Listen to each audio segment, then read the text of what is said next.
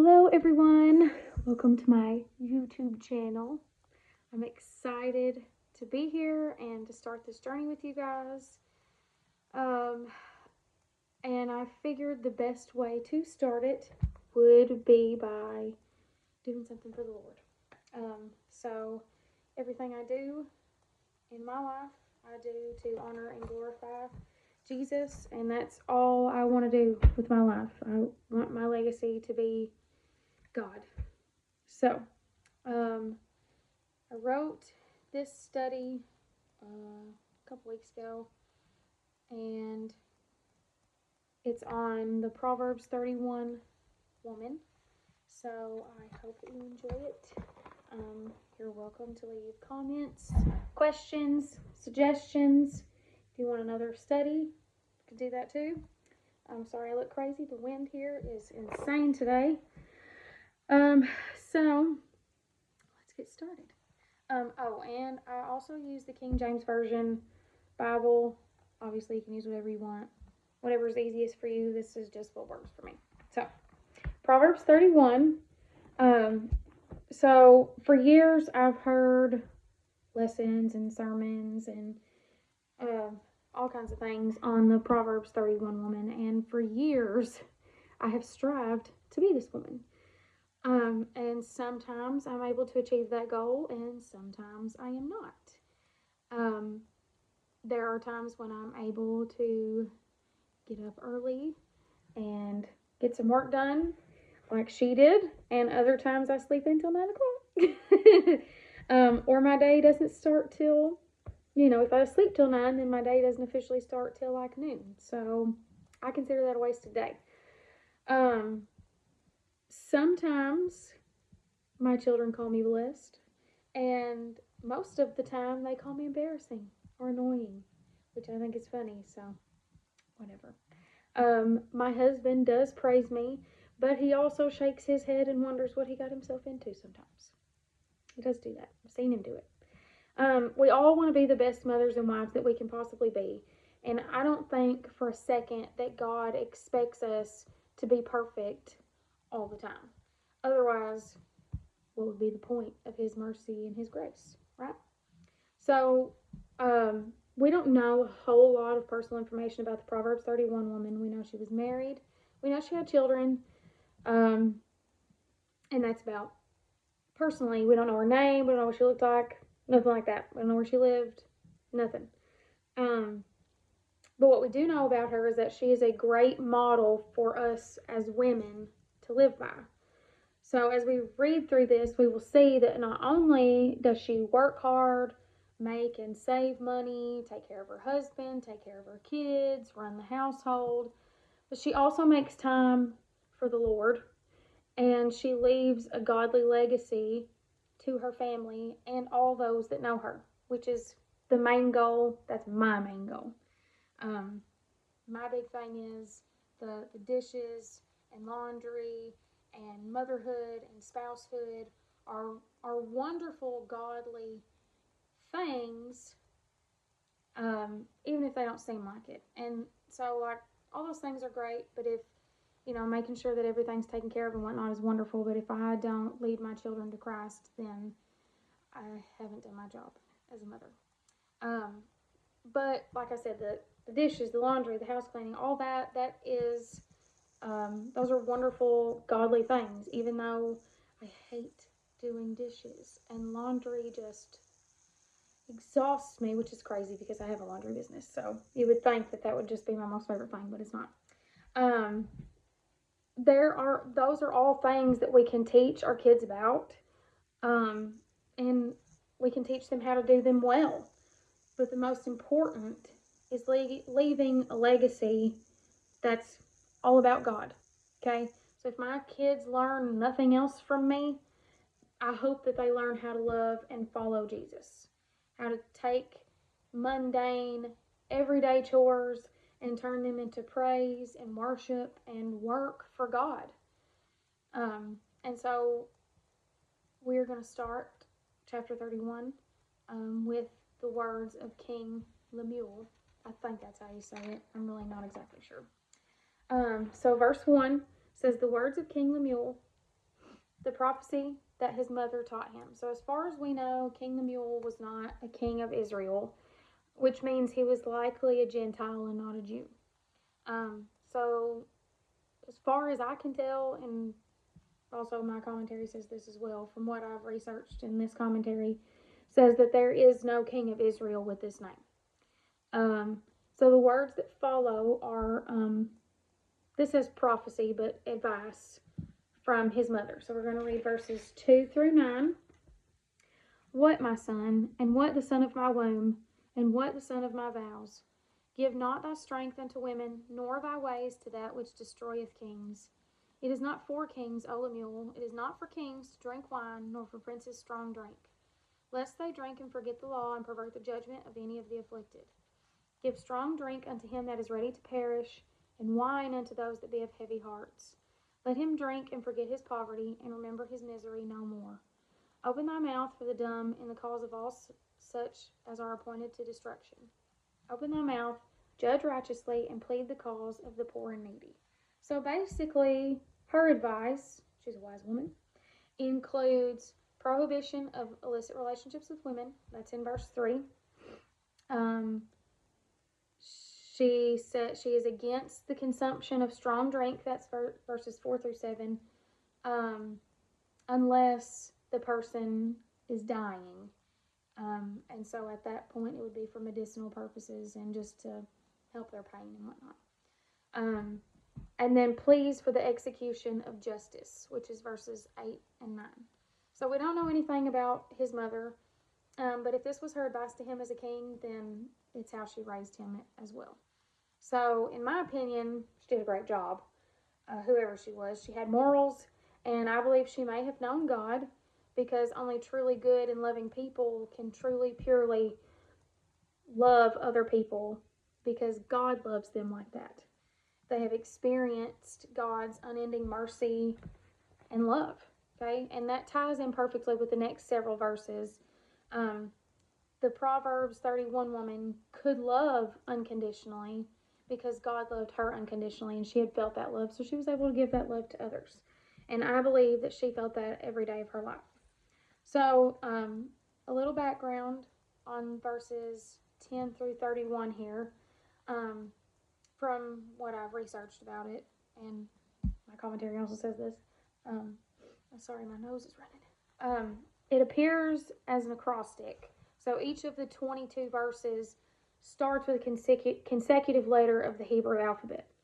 And scholars say that this, because of this, it should be considered as an anonymous poem and not part of King Lemuel's words or his mother's words or whatever.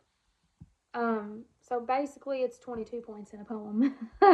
But it does tie into King Lemuel's mother's words, I think, because maybe his own mother was a Proverbs 31 woman. This could have been about her. Maybe she wrote it about herself, or maybe she wrote it so her son would know what kind of woman he would be looking for. One that she dreamed he would have. I don't know.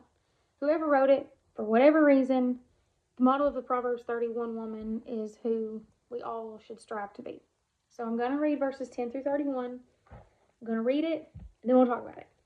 Okay, verse 10. Who can find a virtuous woman? For her price is far above rubies. The heart of her husband doth safely trust in her, so that he shall have no need of spoil. She will do him good and not evil all the days of her life. She seeketh wool and flax, and worketh willingly with her hands. She is like the merchant's ships. She bringeth her food from afar. She riseth also while it is yet night, and giveth meat to her household, and a portion to her maidens. She considereth the field, and buyeth it. With the fruit of her hands she planteth a vineyard. She girdeth her loins with strength, and strengtheneth her arms. She perceiveth that her merchandise is good. Her candle goeth not out by night. She layeth her hands to the spindle, and her hands hold the distaff. She stretcheth out her hand to the poor. Yea, she reacheth forth her hands to the needy. She is not afraid of the snow for her household, for all her household are clothed with scarlet. She maketh herself coverings of tapestry. Her clothing is silk and purple. Her husband is known in the gates, when he sitteth among the elders of the land. She maketh fine linen, and selleth it, and delivereth girdles unto the merchant. Strength and honor are her clothing, and she shall rejoice in time to come. She openeth her mouth with wisdom, and in her tongue is the law of kindness. She looketh well to the ways of her household, and eateth not the bread of idleness. Her children arise up and call her blessed, her husband also, and he praiseth her. Many daughters have done virtuously, but thou excellest them all. Favor is deceitful, and beauty is vain, but a woman that feareth the Lord, she shall be praised. Giveth her of the fruit of her hands, and let her own works praise her in the gates. So, each verse emphasizes a different quality about the excellent wife. So verse 10 says that she is a virtuous woman. Virtuous means that she has high moral standards. And it also said that her price is far above rubies.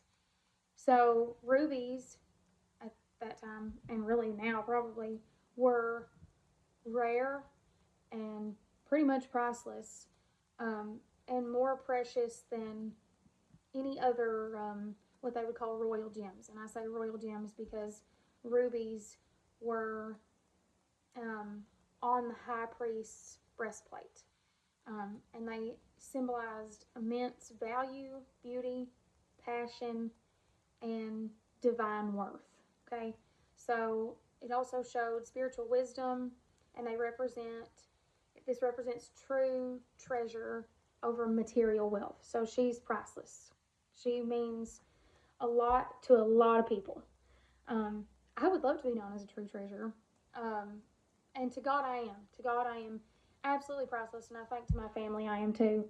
I know that I am to my family. They wouldn't give anything in the world for me. Who would cook their supper if they did? Gosh. They would never replace me. But she is a true treasure to everyone that knows her, especially her family, and most importantly to God. So verses 11 and 12 talks about her husband. He trusts her, and he knows that she will take care of what needs taken care of, and that includes his heart and their relationships. Not only is she taking care of their children and their home and things like that, their businesses or whatever they've got going on, she's also taking care of his heart and their relationship. Okay, I think that sometimes we forget our husbands need us too. And if yours is like mine, he works very hard with not many days off to provide for our family. And so it's our job as their wives to not coddle or spoil them, but to make sure that they know that we are working together to get through life, that we're a team, that I'm holding things down on the home front while you go take care of the money, the financial stuff. And I'm here. I'm your constant. I'm your sounding board. I'm your lover. I'm your best friend. All those things. I'm here and you can trust me. I'm taking care of things. So he trusts that his heart is hers and that hers is his. So they're constant in each other's love. So verse 13 says that she is industrious, which is hardworking and productive. I myself have lots of side hustles. I have a laundry business. I do dog treats, babysit sometimes. We have a farm, mini farm, so we have a lot going on. Now, you don't have to go out. Mostly why I have these side hustles is just to like pay little things off or whatever. You don't have to, it's not saying you have to go out and start a business. But don't be afraid to work. It's okay if you have to work outside the home. It's just as equally okay if you have some side hustles going on, okay? If you want to babysit, if you want to walk dogs or whatever, write for a newspaper. Whatever it is that you're doing to make a little extra money for your family, that's okay. I also feel like this isn't just about business, but also about making sure that you're not idle or lazy all the time. In my opinion, it's fine to take a day off, okay? I don't usually do anything on Sundays. We go to church on Sunday morning, I come home and cook lunch, and the rest of the day, we do nothing. We play outside, or we play games, or we watch a movie, or we take a nap, or whatever, and then we go to church that evening, and then come home and eat supper and go to bed. So that's our Sunday. And then Monday, we get up early and we get back to the grind, you know. But whether you work or not, your home should also be on your list of priorities. So take care of your home. I'm going to take my own advice because sometimes I just don't want to and I don't feel like it and I won't. And then I get overwhelmed and stressed out. So I'm taking my own advice here. Verse 14 says that she is thrifty. I love a good thrift store. Love, love, love it.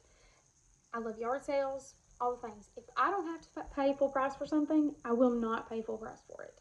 Saving money is my favorite thing. It really is. And you can find lots of good and cheap items at thrift stores. So saving money is a Proverbs 31 woman thing to do.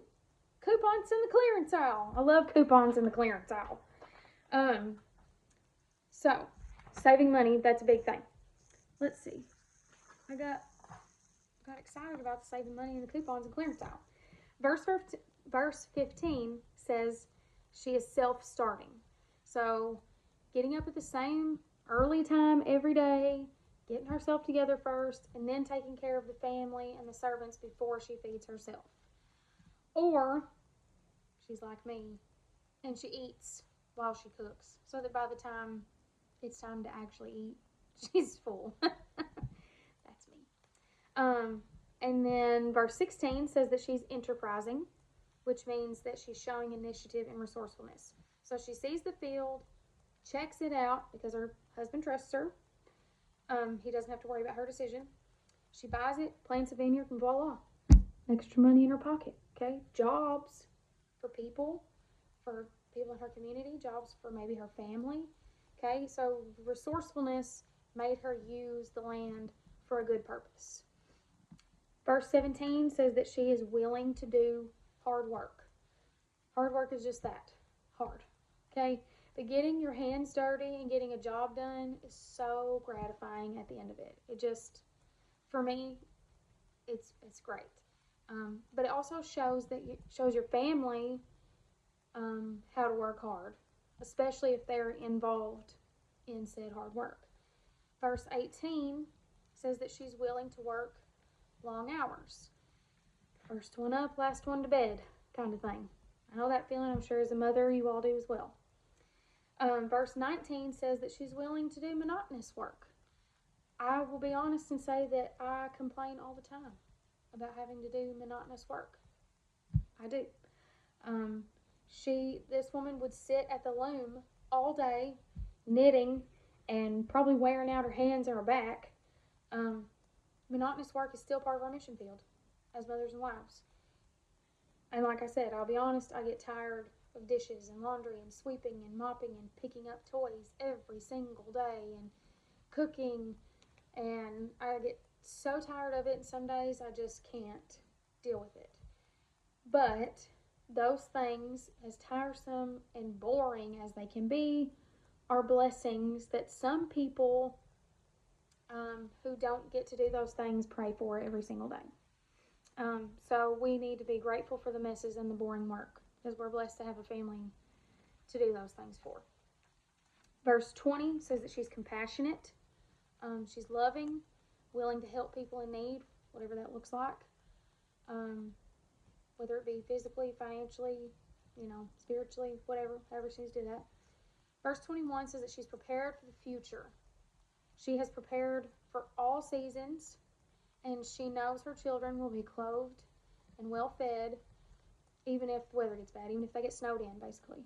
It talks about, verse 21, her household are clothed with scarlet. Scarlet was warm, it was fine linen, it was expensive, like best of the best. So she shows her foresight, her wealth, and her diligence in preparing for winter and life's challenges in general.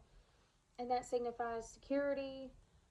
Scarlet signifies security, royalty, and spiritual protection, aka Christ's blood. Okay? So scarlet was great, and it signified a lot of things. It was, like I said, the best of the best. And I know how that is. Sometimes I look like I'm homeless, and my kids they look like runway models, and I'm looking scary over here. So she's unafraid of hardship because she is well prepared. Verse 22 says that she's a good seamstress. Verse 23 says that she's married to a leader. He's well known in the community. He's probably a really good man because he's got a really good woman. Verse 24 says that she's an entrepreneur. She has her own business, making money for her family. She's a hardworking woman for sure. If we learn nothing else about her, we know that she works hard. Verse 25 says that she is not swayed by circumstances. This woman has joy in abundance, okay? Even if the days are hard, she knows God is good, okay? She knows that God is going to take care of them and that He is going to get them through all of this. I know how hard it is for me to be content sometimes and to not worry.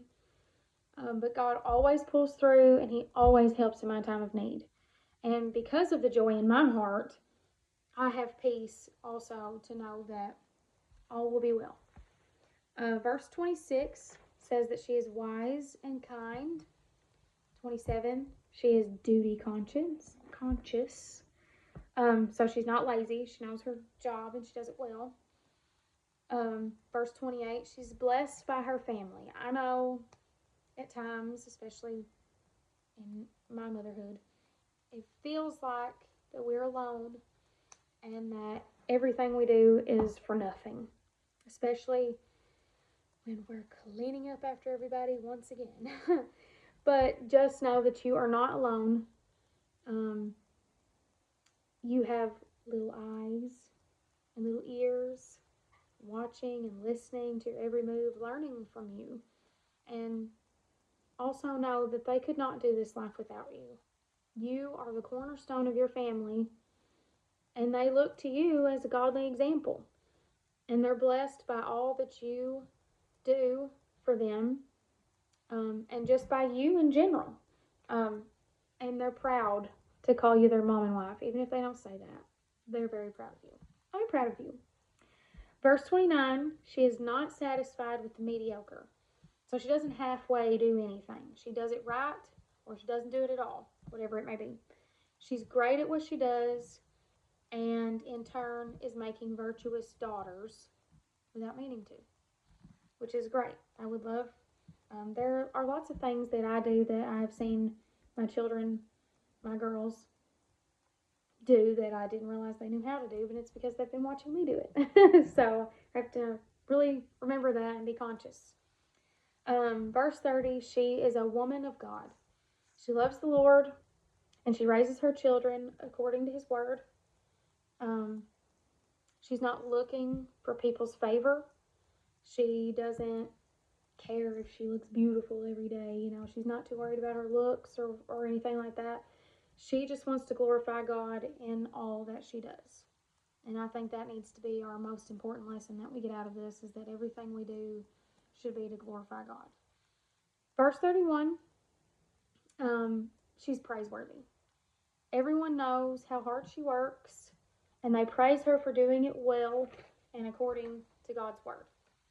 So she is a woman of means, great skill, ability, who lives in a hard economy. And right now we're all living in a hard economy.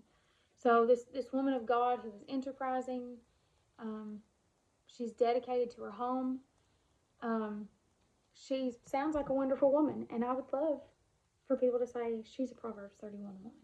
So this acrostic may be placed here because she, above all others, will be most able to demonstrate the principles of wisdom and love in the home.